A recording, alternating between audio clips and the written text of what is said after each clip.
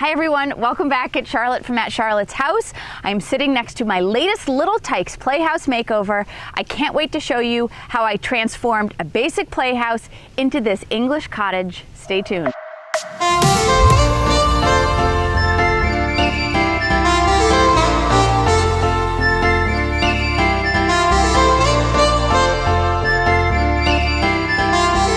The best part about this makeover is that it is a competition for charity, which means if my playhouse gets the most votes, that I get to donate money to the charity of my choice. I am partnering with the Amos House, which is a family and women's shelter in Providence, Rhode Island. I have done work with them in the past. I would love to be able to contribute a little bit something to them. They do the best work. So please click the link in my profile and give me a vote.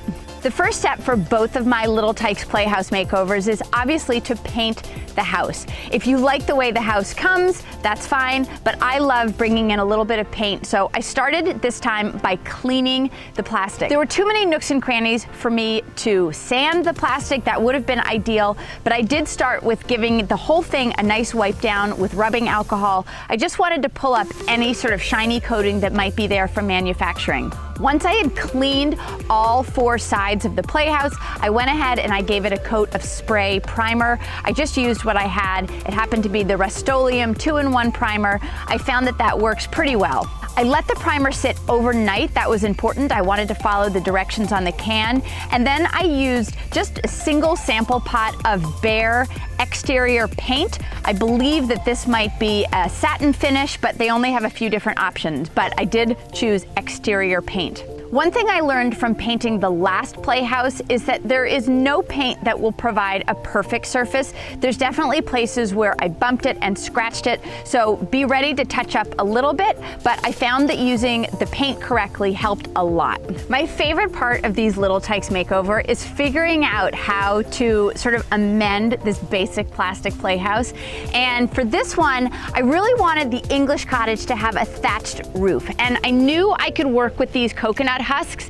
I had seen them at the hardware store, but I couldn't believe how lucky I was when I walked into Joann and they had a doorbuster on these already tinted green sort of coconut husk inserts, and they were already the perfect size. All I had to do was cut them in half. So that was just me lucking out. In order to attach the coconut husk to the roof, I knew I had to create something that I could staple them onto. Obviously, I couldn't staple them onto the plastic roof of the playhouse.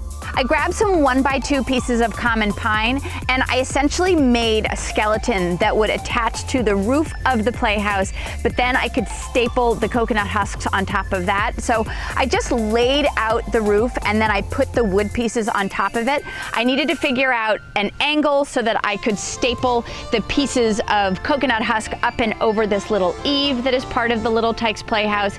Ultimately, it came together perfectly, so my just figuring it out on the fly, in this case, it worked. To attach the wood to the plastic roof, I used my drill and I drilled down through the wood, down through the plastic roof of the playhouse, and then I just used some sheet metal screws and a nut, and I was able to go down through the wood and through the playhouse, and it is held in place and it's super secure.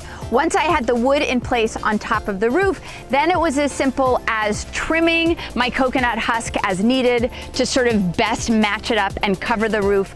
I started from the bottom and I worked my way up. I don't think you can see any of the plastic roof underneath the coconut husks, and that was my goal. Part of our challenge was to bring in window boxes. I had done window boxes for my Christmas playhouse, so I knew that these wooden CD holders from Joann were the perfect size. They were the perfect weight. I wanted to doctor them just a little bit, so I used some of those strips of plaster of Paris. Remember the ones that you used in elementary school art class when you were making molds of someone's face or your hands? They couldn't be easier to work with.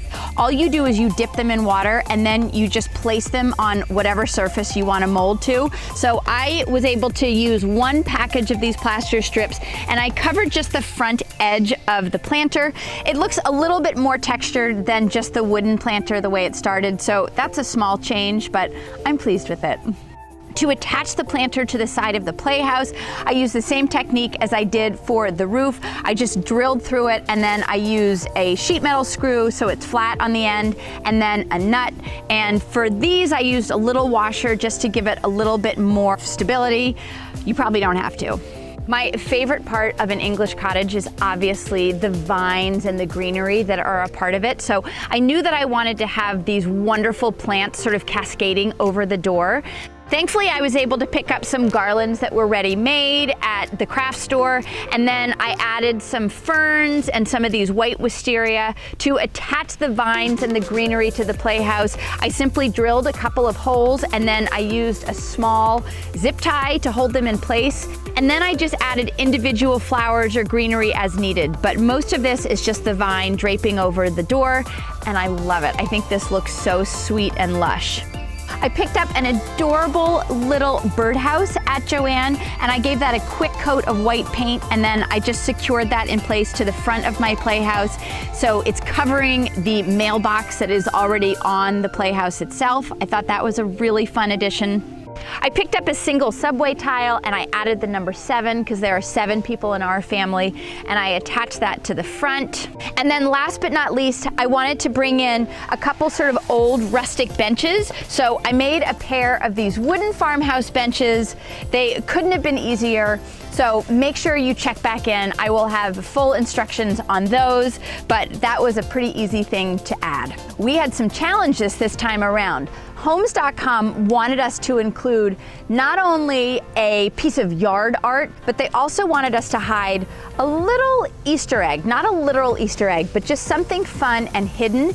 So I'm not going to give it away in this video, but leave me a comment if you think you have spied the little something that I added. It's something that I talk about a lot if you follow me on Instagram. That's all I'm gonna say, but leave a comment on this video if you think you have found that little secret sort of Easter egg that I hid in my playhouse. For my yard art, I painted my pink plastic flamingos, and now, to me, they look like sort of aged copper statues. So that is my yard art. My kids, sadly, are all a little bit too big to play in these playhouses. Personally, I had the best time decorating them. I had so much fun figuring out solutions to some of my ideas, and I can't stop looking at this lush green English cottage that I've made out of kind of a boring old plastic playhouse. Thank you so much for watching. Don't forget to subscribe to my YouTube channel.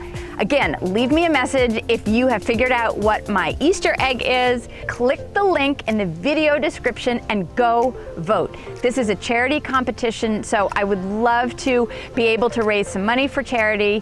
Thank you so much.